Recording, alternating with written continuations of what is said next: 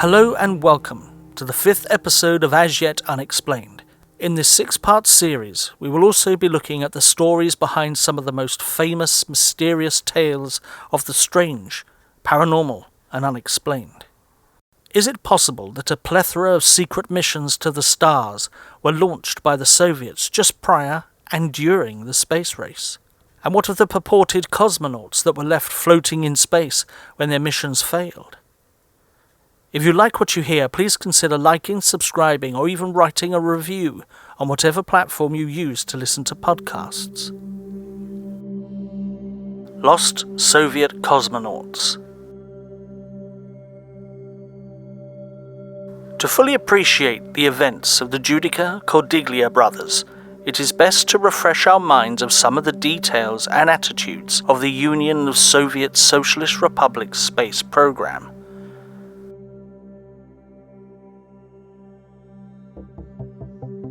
The program was started in the 1930s and was concluded in its original form in the early 1990s. As is the way of things, the winners have the upper hand in telling the story of their victories, and sometimes what was once a great accomplishment can fade into insignificance as other greater achievements overshadow the previous.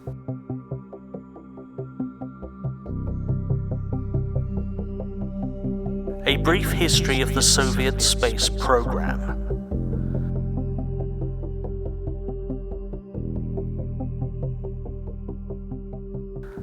The Soviet space projects were responsible for many space feats in their 60-year history, but had initially concentrated its efforts on cosmonautic exploration and exploring the manufacture and use of launch vehicles. The Russian system meant that these goals were assigned to various design bureaus, and each bureau competed for each project and the accolades that its success would bring. The Soviet space program was responsible for the R-7, the first intercontinental ballistic missile, which would in turn lead to progressing the idea further and introducing humans into the equation and inventing human spaceflight. Before that step, the first artificial satellite, Sputnik 1, was launched on the 4th of October 1957 at 7:23 p.m.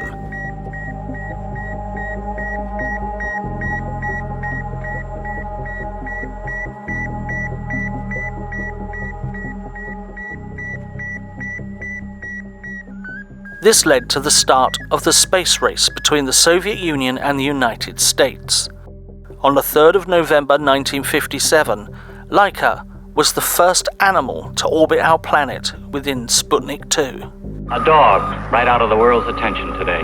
In a masterpiece of propaganda timing, the Soviet Union announced it had launched Sputnik number 2, carrying a live dog, reportedly history's first space travel.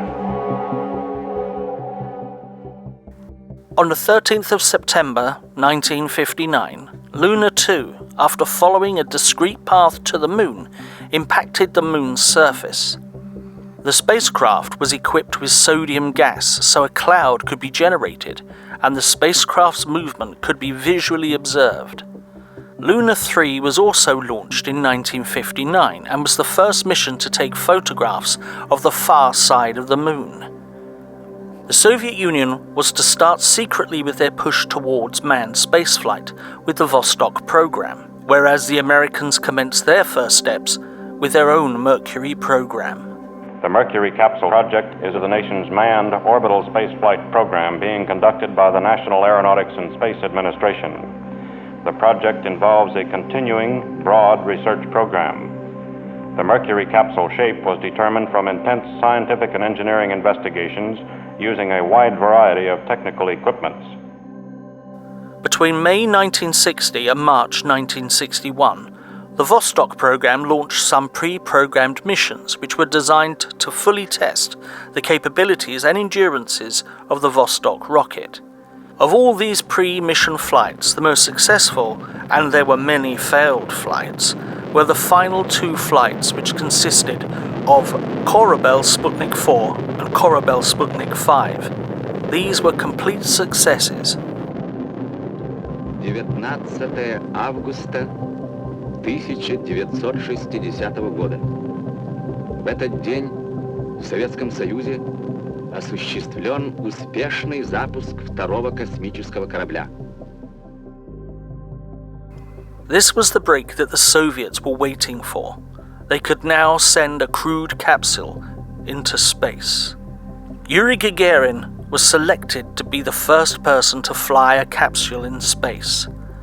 The flight happened on April the 12th in 1961 and would last a full 108 minutes, and his mission was to orbit the Earth for slightly more than one orbit. Historic day, one of the most unforgettable of our century, the point of departure for man seeking to reach space. And this man, Yuri Gagarin, major in the Soviet Air Force, is the first to cross the frontier into the unknown of space. 27 years old, swarthy, handsome, highly trained, married to a medical student, the father of 2 girls. Occupation, cosmonaut, the world's first. He has now traveled faster, higher, and farther than any man in the history of this planet. And no other man can yet claim the same occupation or distinction. Soviet space accomplishments are numerous, but for the period we are looking at, the following are notable. On June the 16th, 1963, cosmonaut Valentia Tereshkova was to be the first woman in space and orbit the Earth in Vostok 6. In March 1965, the Soviets were responsible for the first spacewalk, with cosmonaut Alexei Leonov in Vostok 6. In March 1965, the Soviets were responsible for the first spacewalk, with cosmonaut Alexei Leonov on Vostok 2.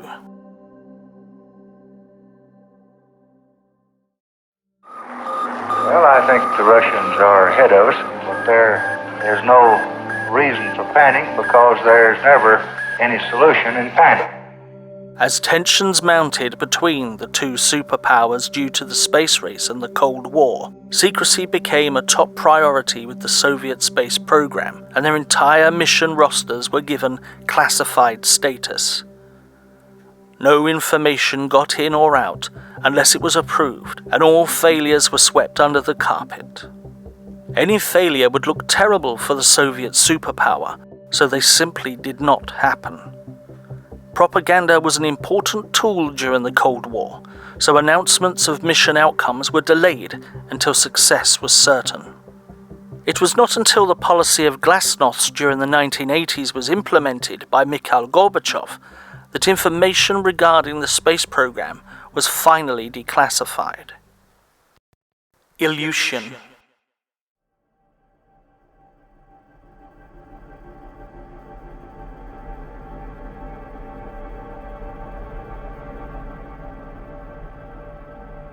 After the success of Yuri Gagarin's flight, he was immediately paraded as a great hero of the people, and even had statues and streets named after him. Ever since the Russian word Sputnik gained a firm foothold in the languages of all the peoples of the Earth, it was clear that the first spaceflight would be made by a Soviet man. But who would be the man to accomplish this unprecedented exploit? He is a Soviet man who was trained by a vocational school, a technical school, and the Air Force. But there was another Soviet pilot that kept deep in the shadows, that was privy to information that the general public were not aware of. And that was Sergei Ilyushin. Ilyushin was an experienced test pilot and was an obvious choice for the space program. His family history and connections would ensure his place in the history books, as his father was a designer and builder of World War II fighter and bomber planes, and also a deputy leader within the government. Ilyushin Sr. was also friends with Khrushchev, the country's leader. Ilyushin did not like the idea of flying in space, as the controls, trajectory, and environmentals would all be controlled on Earth via mission control. Ilyushin was a man of action and decided that the space option would render him just like the lab rats and dogs that had gone before. but he had a change of heart and was placed in a special space training course. It was April the 7th, 1961, a full 5 days before Yuri Gagarin's successful flight, that Ilyushin was launched into orbit. The whole affair was done in secret, and after 3 successful orbits, Ilyushin had lost contact with mission control. It was standard procedure with the manned Russian craft that the pilots were to eject the craft during re-entry, when it was safe for them to do so. Ilyushin was unable to eject as he was rendered unconscious and crash-landed. Ilyushin had survived, but was severely injured. According to a declassified document of unknown origin, Ilyushin was placed in a space capsule named Rossiya, and the flight took place on Friday, April the 7th, 1961. A guidance malfunction was responsible for the mission failure. The events were never publicized, and still to this day we have nothing but the word of various people to go on.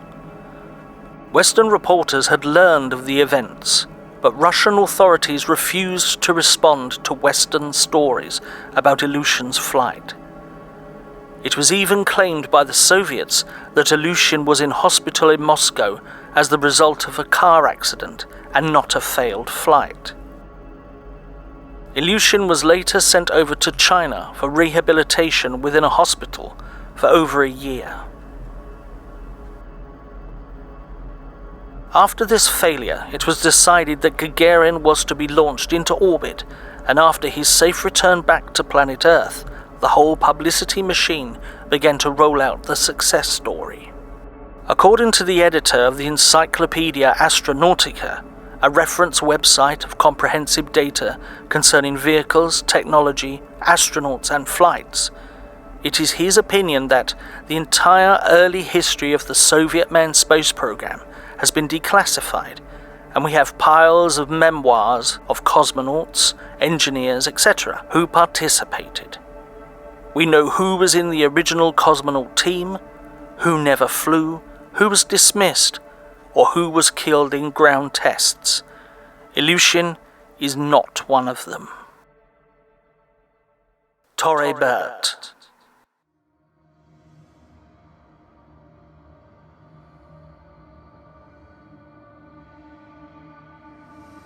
With homemade electrical equipment, 2 young Italians are keeping tabs on Russian satellites and making some startling discoveries. There is an eerie possibility that a long-dead Russian astronaut is today hurtling silently through space at thousands of miles an hour, the victim of a Soviet space shot that went wrong. This was the intriguing byline by J.D. Ratcliffe to his April 1965 article, Italy's Amazing Amateur Space Watchers, that was published within the pages of Reader's Digest. The story would reveal to the public the strange, macabre story of Achille and Giovanni Battista Giudica Cordiglia, who had set up their own experimental listening station outside Turin and started picking up early Soviet space communications on their equipment in the late 1950s. The brothers had set up their amateur listening station within a disused German bunker at Torre Bert. All their equipment was scavenged and cobbled together.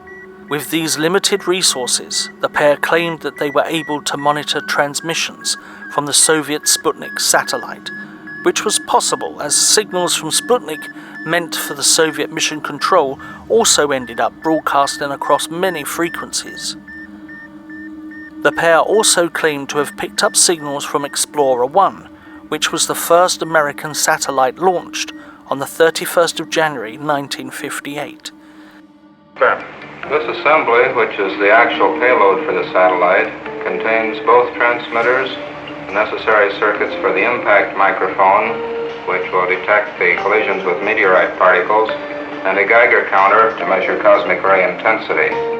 And the heartbeat of Laika, the Soviet dog blasted into space. Using their jury-rigged equipment, they were able to record and log flight information, such as telemetry, visual data, and voice recordings. We were having difficulty receiving signals on 108 MHz, 137 MHz, 148.800 MHz, and 405 MHz using dipole arrays. The signals were too weak. We designed an antenna based on our experience, and we actually built it ourselves in the courtyard next to a machine shop. We had to disassemble the whole thing again to get it out of the courtyard, stated Giovanni Battista in an interview in 1999. The antenna that was used to receive the signals was even shown at the 12th Technology Expo in Turin, and it won a prize, a gold medal. The receiving equipment inside the octagonal reflector could be easily replaced with another covering a different frequency. The antenna weighed 1.5 metric tons. The main structure was made of steel and mesh. The internal portion, which outlined the octagon, was made of aviation-grade aluminium tubing. For over 10 years, the antenna was the largest in Italy. With our antenna, we received some extraordinary transmissions. Images from Soviet moon probes, images from the Cosmos satellites on the 185.800 MHz frequency, pictures from Lunik 4, a probe that the Soviet authorities claimed had failed its mission, and even the pictures of an American long-range bomber while it was being flight tested over New Mexico. These pictures were taken by a Soviet Cosmos satellite and relayed to a ground station in the USSR. I believe this was in Baikonur. We received about a dozen photographs that were promptly confiscated by Italian military intelligence, both negatives and copies. 2 months later, the US unveiled to the world details of their latest strategic bomber. The brothers had no intrinsic input into either Soviet or American space programs. They were merely observers who happened upon a mystery. Transmissions. It was on the 28th of November 1960 that the brothers heard a report that an East German radio observatory had managed to intercept an unknown radio signal that was broadcasting on Soviet frequencies. Excited by this announcement, the two brothers decided to listen in for themselves. After an hour of listening to radio static, the brothers then recognized a hand-keyed SOS message that was becoming fainter and fainter, emanating from the static noise. It seemed as if the signal was becoming fainter as it was moving further away from the Earth.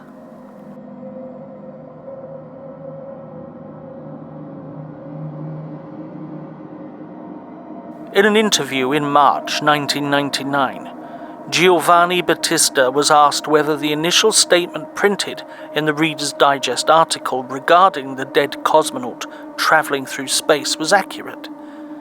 He stated that the statement is related to the signals that were received on November the 28th, 1960. On that occasion, we received the words SOS to the whole world in Morse code. We confirmed the presence of the Doppler effect in amounts very similar to what we later detected during reception of signals from such moon probes as the Luniks.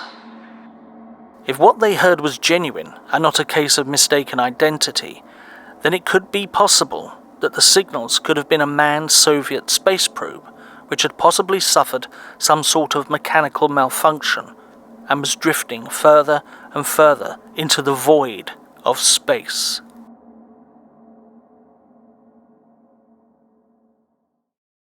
Giovanni Battista further stated that tracking measurements showed that the vehicle's elevation to be in almost a stationary position in the sky, and clearly the signal was not coming from an orbiting satellite, but rather from something that was moving away from the Earth.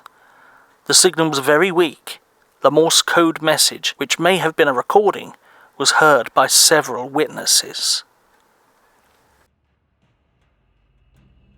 The brothers developed a theory that perhaps at the time of re-entry to Earth, The retro rockets, which were normally activated after the capsule had made a half revolution along its vertical axis, may have ignited improperly.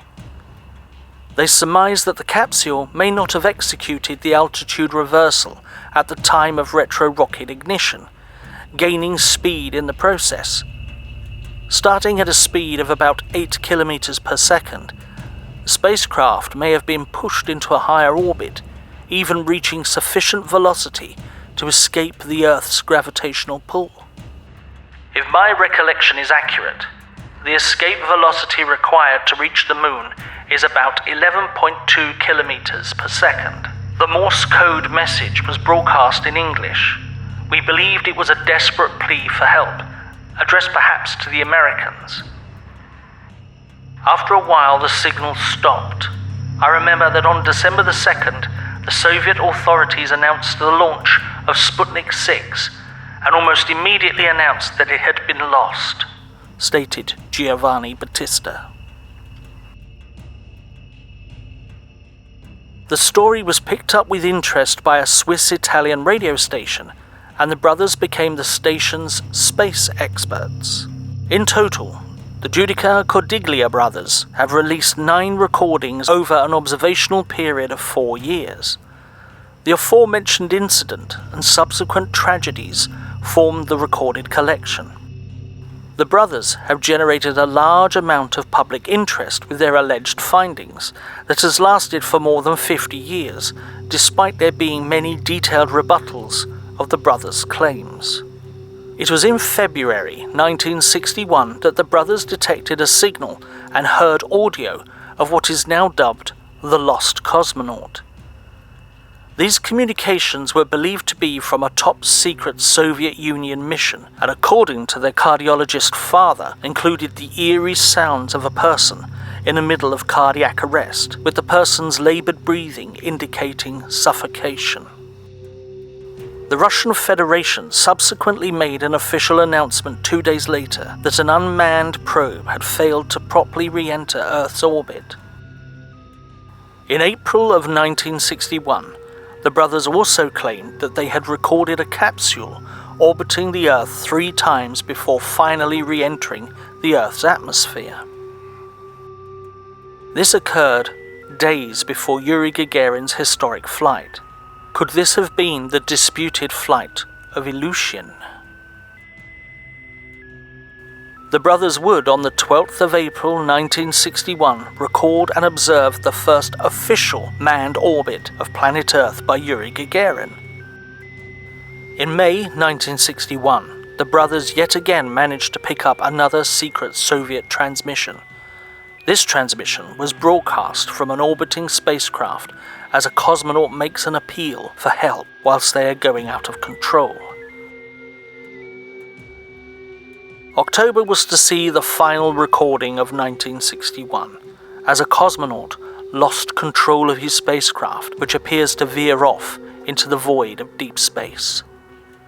Of the 9 recordings, the brothers made only one from 1962, which is available. That transmission was received in November and contained data that suggests that a space capsule misjudged re-entry and was subsequently bouncing off the Earth's atmosphere and out into space. The Lost Female Cosmonaut.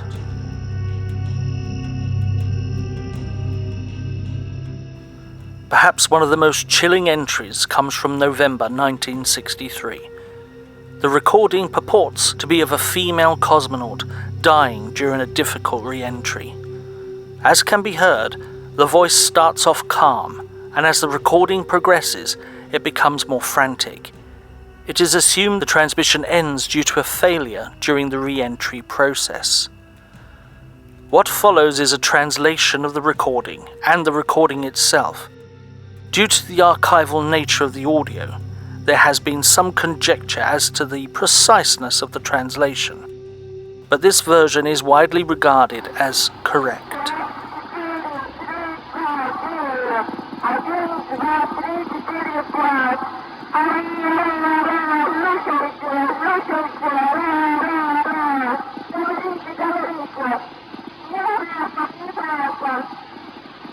Come in.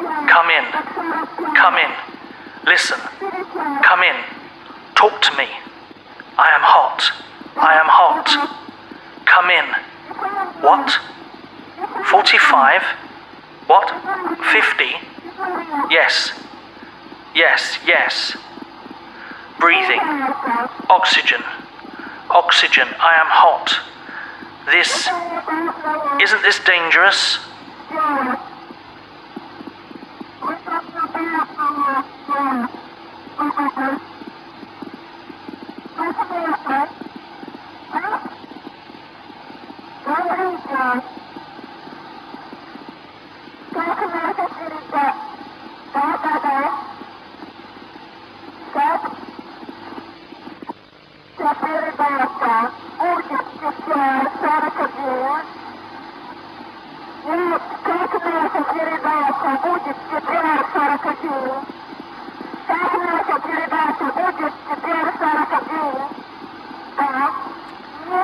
Transmission begins now.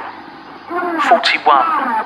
Yes, I feel hot. I feel hot. It's all hot. I can see a flame. I can see a flame. I can see a flame. 32, 32. Am I going to crash? Yes. Yes, I feel hot. I am listening. I feel hot. I will re-enter. I'm hot.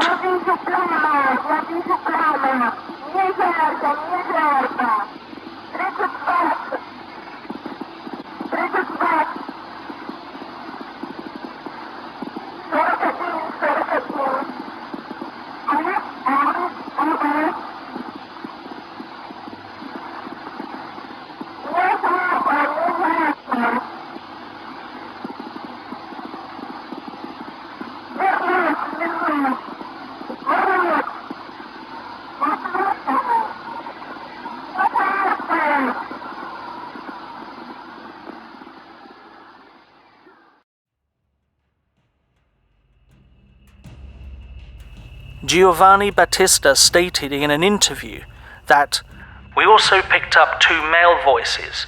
The most tragic transmissions are those involving the female cosmonaut. One of the last recordings made by the brothers was in April 1964 and consisted of another unfortunate cosmonaut being killed when their capsule is burned up in the Earth's atmosphere on re-entry. These are extraordinary times, and we face an extraordinary challenge. Our strength as well as our convictions have imposed upon this nation the role of leader in freedom's cause. Finally, if we are to win the battle that is now going on around the world between freedom and tyranny, the dramatic achievements in space which occurred in recent weeks should have made clear to us all, as did the Sputnik in 1957, the impact of this adventure on the minds of men everywhere who are attempting to make a determination of which road they should take. Since early in my term, our efforts in space have been under review. With the advice of the Vice President, who is Chairman of the National Space Council, we have examined where we are strong and where we are not, where we may succeed and where we may not.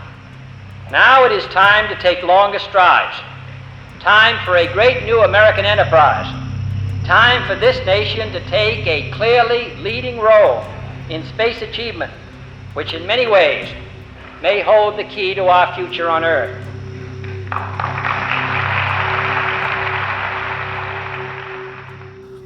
It was the famous speech by then President John Fitzgerald Kennedy in 1961 that put the first wheels of the space race into motion. And it was not too long after that the Americans became embarrassed by the lack of progress they had made, whereas the Soviets had come on in leaps and bounds and even admitted to a series of accidents in the very early days of their space missions. In some cases, these proved fatal. Despite this admission, the Russians have maintained that these accidents have been ground-based and not occurred in space. Even the USA had casualties in the early days before the successful Apollo missions. For example, there is the incident of January the 27th, 1967, where the command module of Apollo 1's interior caught fire and burned during a pre-launch test on Launch Pad 34 at Cape Kennedy. This is a CBS News special report. This is Mike Wallace at the CBS Newsroom in New York. America's first 3 Apollo astronauts were trapped and killed by a flash fire that swept their moonship early tonight during a launch pad test at Cape Kennedy in Florida. Virgil Gus Grissom, 40 years old, one of the original Mercury astronauts, the first American astronaut to go twice into space.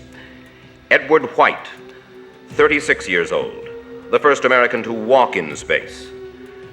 And rookie astronaut Roger Chaffee, 31 years old, training for his first space flight, Apollo 1, scheduled for February 21st. These 3 astronauts were aboard their spaceship 10 minutes from a simulated liftoff at Cape Kennedy when the fire hit at about 6:30 tonight.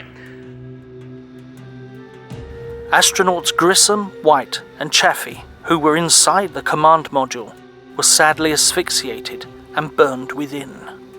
Is it possible that with the Cold War secrecy and the events of the space race, that the Soviets simply did not want to talk about their failures and admit any form of weakness on a world stage? Would this perhaps tarnish the achievement that Gagarin was the first person to achieve Earth orbit and return safely? But there are people who doubt Gagarin's flight and that it could have been staged, as to the conspiracy to murder Grissom, White, and Chaffee. But that is a subject for another show. Since the 1960s, the recordings have raised many questions as to their provenance. Examples of this can be found from the fact that audio transcripts of the recordings reveal that none of the cosmonauts followed any kind of standard communication protocols. For example, the basics, such as identifying themselves when speaking or even using the correct technical terms. It is also worth pointing out that the language that is used in the recordings is disjointed and not correctly constructed, contradicting the fact that the Soviet space program used highly well-educated Russian native speakers from aeronautical backgrounds. A more common problem with the recordings seems that there is a lot of mechanical inaccuracies. This can be best illustrated by the fact that a lot of the cosmonauts can be heard saying that they are leaving Earth's orbit and therefore heading into interplanetary space.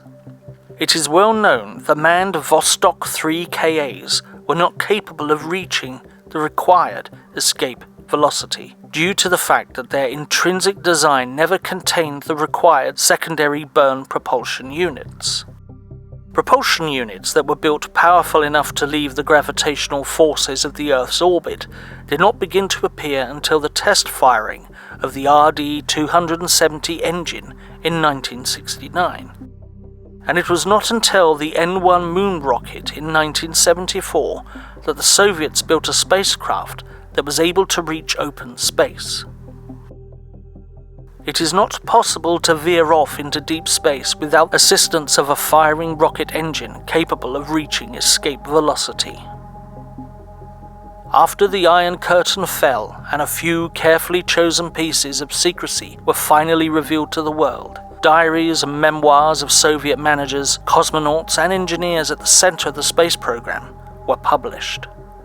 These personal and official documents were sold at auctions and purchased by Western museums and institutes. Some of the Soviet Union's greatest secrets were laid bare for all to see. Some of these chosen few included the failed moon landing program, the needling disaster, and the experiments with radiological and biological warheads. Several cosmonauts who had passed whilst training in accidents were finally identified. But importantly, there was no evidence, confirmation or denial of the lost cosmonaut. The brothers have subsequently been subjects of several radio and television documentaries, magazine articles, and even a BBC Radio 4 dramatization of the events. In later life, Achille became a cardiologist, while Giovanni Battista worked for the Italian police, providing phone taps in investigations. So, were the brothers merely accidental observers to secret events that they were not supposed to be privy to? Or were they amateurs, desperate to cash in on the new burgeoning industry that was space? As with all countries around the world, there are secrets buried deep in vaults. Perhaps there is still a lot more buried deep regarding the Soviet space program. Until we can definitively say that we are in possession of the complete records, without any Soviet editing, only then can we confirm or deny the existence of the lost cosmonauts.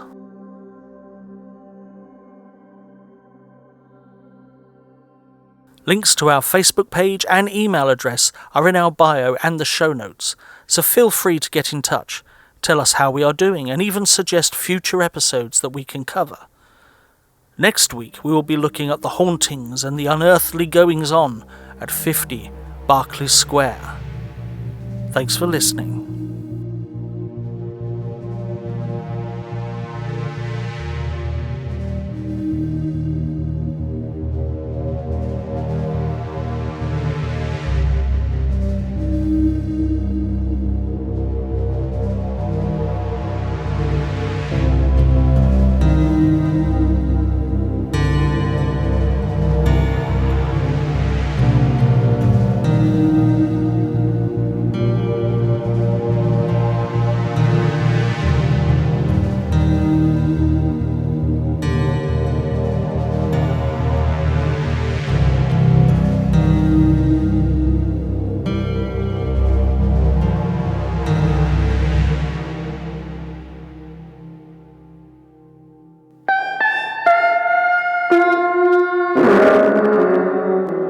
My name is Richard Daniels, and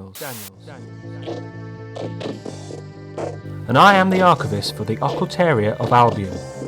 The Occultaria of Albion is a publication dedicated to exploring some of the strangest and most bizarre locations across the country, where hauntings, curses, cryptids, and more have all been reported. I am now custodian of its archive, and am gradually exploring many of the lost files in order to re-release them. You can find the case files, which are now available, at occultariaofalbion.com.